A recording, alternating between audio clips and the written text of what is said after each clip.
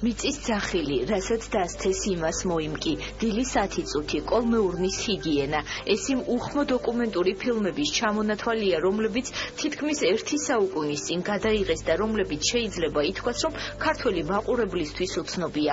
საქართველოს ეროვნულ არქივში დაცული აღნიშნული ფილმების დედანი ფირები გერმანიაში ქალაქ მიუნხენის ცნობილ კინოლაბორატორიაში სინეპოსტში ციფრული რესტავრაციისთვის გაიგზავნა.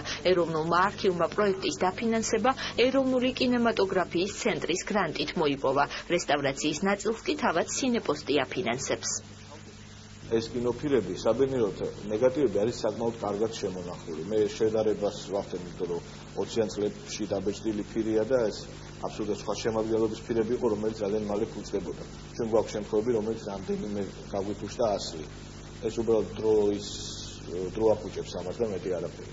საბედნიეროდ ამ ფილმების ყველა საწყისი მასალა არის ისეთ მდგომარეობაში, რომელიც ექვემდებარება გადაწერას რესტავრაციას. ჩვენთან ესეთი ტექნიკა, ტექნოლოგია და არც ინსტიტუცია არ არსებობს, რომელიც ასეთ ნიტროფილებზე იმუშავებს და რესტავრაციას ჩაატარებს. არც ტექნიკურ თვალსაზრისით, არც თანამშრომლებიც არ არიან, უბრალოდ პროფესიონალები, რომელიც ამას გააკეთებენ. ეს საკმაოდ დიდი სტრუქტურაა, ეს ლაბორატორია და ამის აღდგენა საკმაოდ დიდ ძალისხმევას და ცოდნას მოითხოვს. ამიტომ გახდა აუცილებელი საზღვარგარეთ გატანა.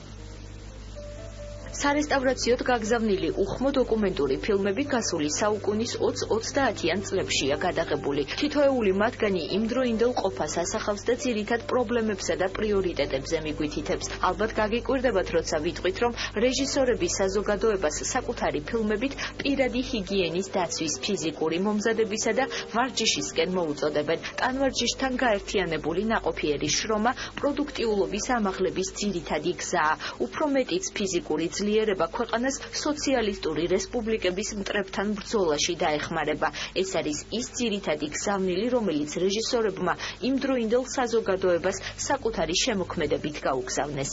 ის 4 ფილმი, რომელიც ჩვენ გავაგზავნეთ გერმანიის ლაბორატორიაში სინეპოსტი, არის საბჭოთა პერიოდის საბჭოთა ხელისუფლების დამყარებიდან სულ რამდენიმე წელიწადში შექმნილი.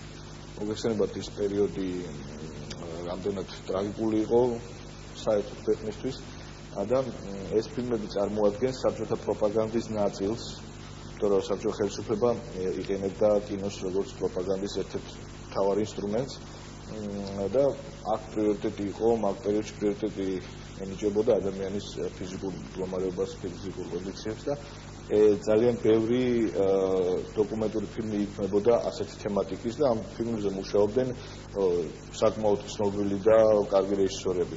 დაკვეთები ხდებოდა, სახელმწიფო დაკვეთები. მნიშვნელოვანია ის გარემოებაც, რომ რესტავრირებულ უხმო ქართულ დოკუმენტურ ფილმებს ოქტომბერში იტალიის ქალაქ პორდენონეში დაგეგმილ უხმო ფილმების ფესტივალზე აჩვენებენ.